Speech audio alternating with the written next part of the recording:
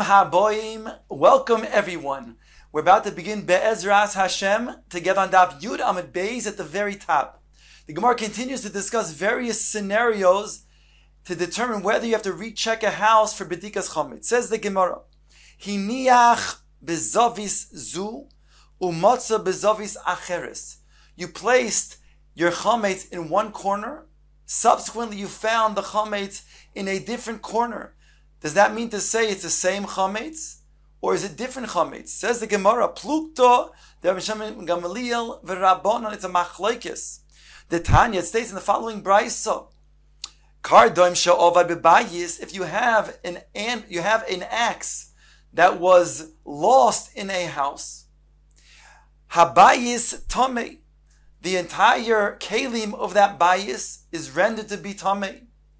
Why? Shani oimer adam tamei nichnas l'sham v'noitli. Because I assume that the person who came to take the axe without permission, he's also not scrupulous in regards to remaining tahor. So he himself is not only tamei, but he's metamei there for other things as well, including all the kalim in the house. Rabban Shimon Gamaliel oimer habayis tor shani oimer hishilu la'acher v'shochach. Shimon Gamaliel argues and says, no, the kelim are all tohor. Why? Because the balabayis lent out the axe and forgot that he lent it out. So therefore, it wasn't touched by anybody who was tohor, tamei. Therefore, all the kelim remain tohor. Oy shenot loy mizaviz zu. Or the Balbayas put it in one corner and forgot that he put it in a different corner. So the Gemara asks, Zavis man dechar shmei. We're talking about an axe that was lost. And all of a sudden you're telling me an axe that was put in the corner. Says the Gemara, Chasure mechsura v'hachi ketani. There is words that are missing over here in this brayso that we have to fill in. And this is what is teaching as follows. Kardoim she'ovad bebayis. An axe that was lost in a house. Habayis tamei. All of those kalim inside of that house are rendered to be tamei. Shani oimer. Why? Because I say Adam tamei nichnat l'sham v'notlei. A person who came in without permission to take the axe, he himself is tamei and he's metamei all the other kalim. Or he placed it in one corner, meaning the balabai is placed in one corner, and it was found in another corner. No, the person who came in took it and put it in one corner, and it was found in a different corner. Again, the balabai is placed it in one corner. Subsequently, somebody came in and took it, and there he returned it in a different corner. And therefore, habayis is tamei. Shani oimer. Adam tamei nichnat l'sham v'not lo mizavizu. He took it from this corner. V'hinicha mizaviz acheres. So he took it and replaced it, and he put it in a different corner. When the balabai is put in the first corner, he took it and then placed it in the second corner, being metameh, not only the axe, but the other cane that he may have touched inside the house. Rabban Shimon Gamaliel oimer, habayis tohor shani oimer hishilo la'acher v'shochach. Shimon Gamaliel argues, says that he lent it to somebody, only he forgot that he lent it to him. Or shenatlo mizaviz zu v'nir bezaviz zu v'shochach. Or that he, the balabayis, who lent it to somebody, so the shoyel, he took it from that one corner and placed it in a different corner.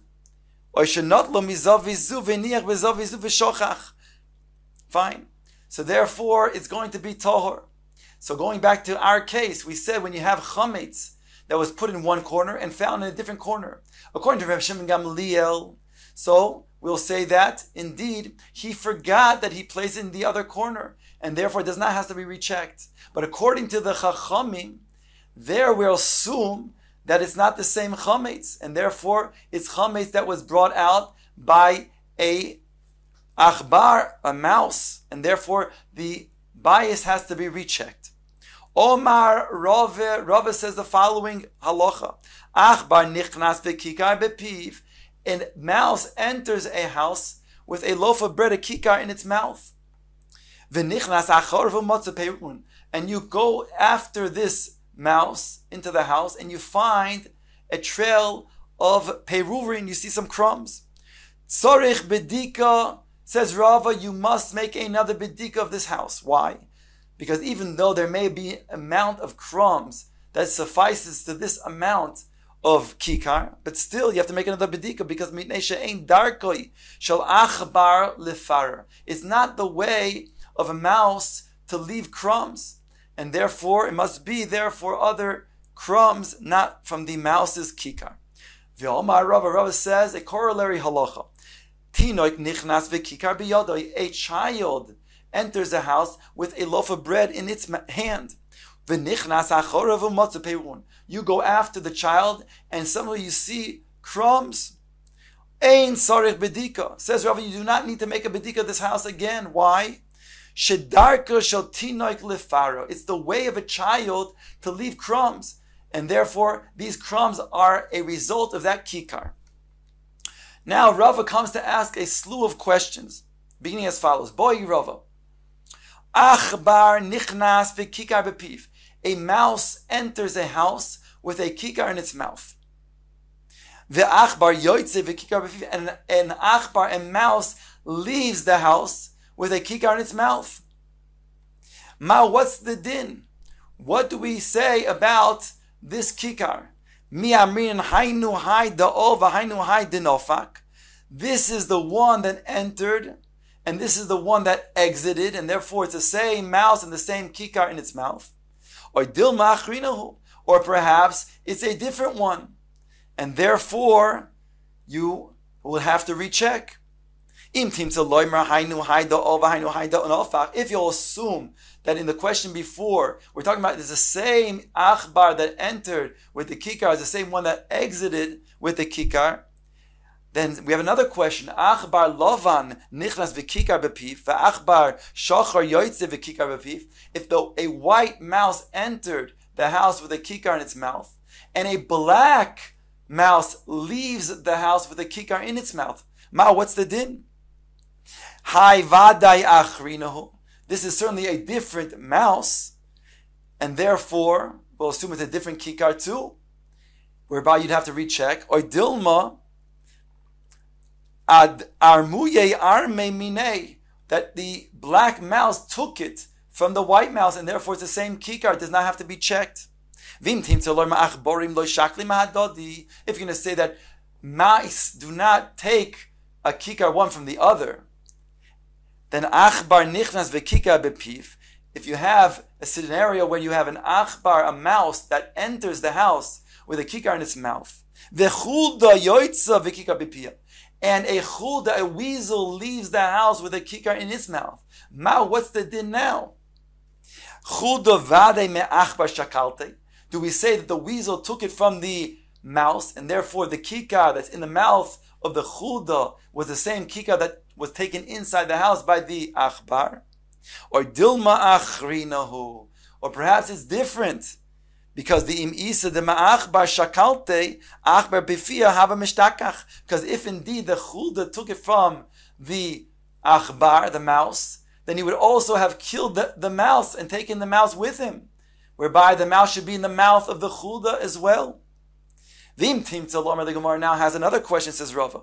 Im isa the ma'achbar shakalte, if it is indeed that the chulda took the achbar befia have mishtakach, and it's in the mouth of the chulda. So achbar nichnas v'kikar bepiv, in a scenario where the achbar originally went inside the house with a kikar in its mouth. V'chulda yata v'kikar v'achbar befi chulda, and the chulda comes out with the achbar inside of its mouth. Ma, what's the din now? Certainly this is the same achbar that entered the house with a kikar, whereby you would not have to make another bedika. Or dilma im isa di'iu nihu, that if perhaps this is really going to be the same one, the same achbar, then the question is, kikar befi achbar mishtakas hava bo ishtakuche. Then it should still be the kikar should be maybe in the mouth of the achbar, or dilma mishum bi ausos hunafal v'shakalte. Then, or perhaps maybe the reason why the kikar is not in its mouth of the achbar, it's in the mouth of the chulda, is because the mouse, when it was struggling against the weasel, the chulda, so it got frightened and it dropped the kikar, whereby the chulda then killed the mouse, took the mouse in its mouth, and also took the piece of bread, the kikar, in its mouth. Teku, the Gemara remains unresolved with all of these questions. These questions remain unresolved. Now, Rava asks another slew of questions. Boi Rava, kikar bishmei kaira, tzarich sulam laharido ein tzarich. If you have a kikar, a loaf of bread, on top of a high beam, does one have to take a ladder to then get to that kikar and remove it before Pesach, or not? Do we say kuli hai loy etrichu rabban? So much so the Chacham do not require a person to matriach himself to go after such a kikar. Since it's not going to fall on its own, so therefore there's not a concern that a person is going to then eat it on Pesach. Or perhaps maybe it will fall, thereby there's a concern a person may eat it. Therefore, you would have to get a sulam and ladder and take it down before Pesach.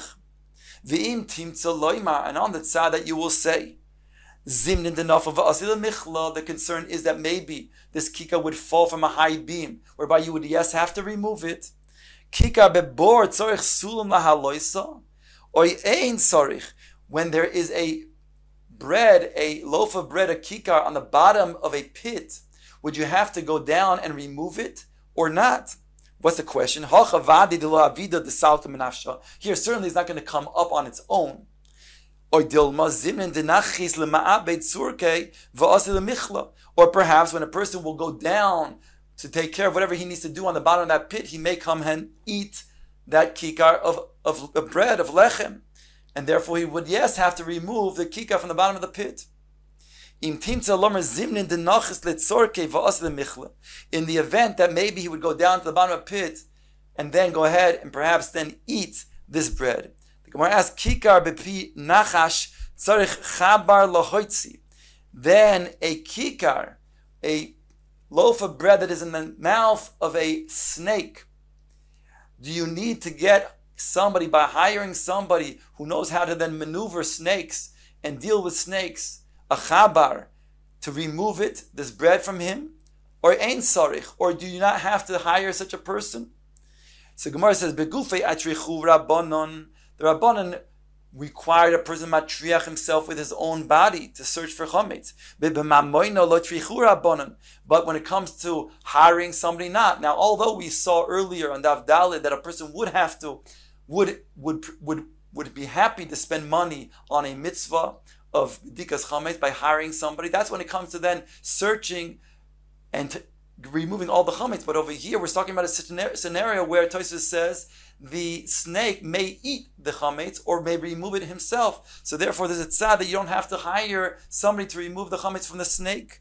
Or dilma lo shno, and perhaps maybe there's no distinction between that or one removing it with his own goof. Teku, the Gemara leaves these questions also unanswered. The Gemara now brings the following Mishnah. Rabbi Yehuda Oimer, Boitkin or Yudalid. We check for chametz on the night of the 14th. Ubi Yudalid Shacharis, in the morning of the 14th. Uveshas Habir, which is referring to the beginning of the 6th hour, where we're required to then get rid of the chametz, namely burn the chametz. Vechachomim Oimim Loi Bodak or Yudalid. The Chachamim say if you did not check on the night of the 14th, then Yivdoik b'Yudalid, you should check for the chametz on the 14th. Loi bodak b'Yudalid, Yivdoik b'toich hamoed. If you do not check on Yudalid, then you should check b'toich hamoed. B'toich hamoed, some learn this refers to the afternoon of Yudalid. That's referring to the moed. That refers to, b'toich hamoed refers to the time of the biur. That means the beginning of the 6th hour. If you didn't check the beginning of the 6th hour, then you can check. Then you should not check Ba'moyed, referring to in the afternoon of Yudalit. That's one way of learning. That's how Rashi learns. But other Rishonim learn that refers to this. Loi bodak b'Yudalit. If you didn't check on Yudalit, bo yivdok b'toich hamoyed. Then you should check on the moed itself, on Pesach itself. Even though it's true, it'll be muktzah if you find the chametz, and you can't move it, and plus you also cannot burn it. But you put a kli over it until you could motzei yom tif. Loi bodak b'toich hamoyed. If you didn't check during the moed itself, during Pesach itself, then yivdok la'achar hamoyed. Then you should check after the moed, even after Pesach, for any chametz that may be remaining after Pesach, because midrabanan it's aser bahano. So again, according to the first understanding, the Rashi's understanding, it means like this: if you didn't check the on Yudalit at night, then you check Yudalit in the morning. You didn't check Yudalit in the morning, then you check then what he calls Yudalit Yivdok B'toich HaMoyed, the beginning of the 6th hour. Shas, what we call Bior.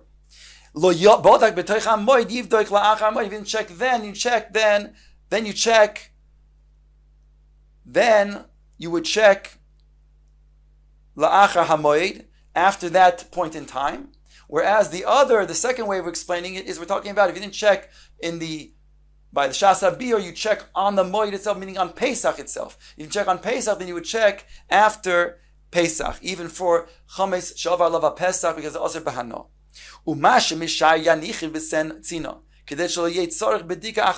The Mishnah concludes that after the Bedikas Chametz, let's assume we're doing the regular Bedika that was done in its proper time, Leil Yudalid, then you want to leave over some Chametz to eat, for example, for the next day. So then, or whatever you found, the minhag is, then you should make sure that you are putting that chametz that you found, or that you're leaving over for the next day to eat, in a secure place, so that it's not taken, that we don't see in front of us a chuda taking it, or we don't find only 9 pieces instead of 10 pieces. Ask the Gemara right away in the sheet of Rabbi Yehuda, my taimo de Rabbi Yehuda. What is the reason why Rabbi Yehuda, the Gemara understands, requires 3 different bedikas? One on Leil Yudalid, one in the morning in Yudalid, and the third one, B'shas Habir, in the beginning of the 6th hour. Says Gemara, Rav Chizda, Rav Huna, the Amrei Torah, they both said, Keneged Shalosh Hashbosois Shebatar. It's neged 3 different places in the Torah that refer to getting rid of the chametz of hashbosos. 3 different expressions. The first one is regards to Re'iyah, the second one is regards to Mitziyah, and the third one is regard to Hashbosa. Says the Gemara, Lo yir'eh, lo yeira lecha chametz, v'lo yeira lecha sa'or. That chametz or sa'or should not be seen by you. That's one language, one expression. Shivas yom misor lo yimatzeh bibatechem. A second expression, mitziyah, that you shouldn't be found in your house. Third expression, ach b'yom harishon tashbisu sor mibatechem. You should get rid of your chametz that is in your house. So because of these 3 different psukim, so we have 3 different requirements, says Rabbi Yehuda, to search out for chametz 3 different times. The night of Yudalid, the morning of Yudalid, and the shas of the bir, the beginning of the 6th hour. Asked the Gemara, Masiv, Rav Yosef. He asked from the following brisa, Rabbi Yehuda Omer, Kol Shalosh Bodak, Kol Shaloi Bodak, Bishlosh Prakim, Halalu, Shuv Einoi Boidek. He should not check again. Almo, B'mikan Ve'ela Chude Pligi. Here he's saying that from the brisa, it seems to imply that there's only a machloikis between Rabbi Yehuda and the Chacham in regards to after the Shas of Biur, but not in regards to how many bedikos. And the Chacham said you only make 1 bedika. It's only if you didn't make the bedika at night, you make it in the morning. You don't make it in the morning, you make it Shas of Biur. The Chachamim who said that, we're now saying that's really Rabbi Yehuda also says, because the only argument is regards to after the Shas of Biur, whether you make a bedika or not. Marzutra Masni Hochi. Marzutra, he brings from the following brisa, which is even more explicit. Mosi Rav Yosef. Rav Yosef asked, Rav Yehuda Oimer Kol Shaloi Bodak Be'echad Mishlosha Prakim Halol. If a person did not check from one of these 3 times, that means if you didn't make a bedika on Leil Yudalid, then he makes the bedika on the morning Yudalid. He makes the bedika on your morning Yudalid. He makes the bedika b'shas the biur in the beginning of the 6th hour. Shuv einoi boidek, and after that he does not check again, and that's the nekudas hamachlos between him and the chachamim. Alma b'shuv ein boidek hu de pligi. So we see that Rabbi Yehuda also does not require 3 bedikas. He also only requires 1, and he's talking about, like the chachamim say, whether you did not make a bedika in 1, then you would make a bedika in another time. Ela Rabbi Yehuda nami im loy bodak ka'amar. The Gemara therefore concludes, Rabbi Yehuda also says you only make 1 bedika. Vehacha behaka mifliki. And what are they arguing in the following? Mar sover mikami isura in basar isura loy. Gzeira dilma asi lemechal minei. Rabbi Yehuda holds that you make a bedika, and that bedika is only done before the shas of the Isser, but not after there's an Isser of chametz in your possession, because then you might come across the chametz and then eat it accidentally and be over an Isser. And therefore, you would not go ahead and check after the shas of the Isser. The Rabbanan say, but since you're checking for chametz, even after shas of the Isser, then your mind is already focused on checking for chametz, whereby you're not going to be coming to then pick up a piece of chametz and eat it, because you know you're coming to check for chametz to get rid of it. Therefore, the Chachamim say that even if you did not make a bedikas chametz b'shas of the biur, you still make it b'shas of the Isser.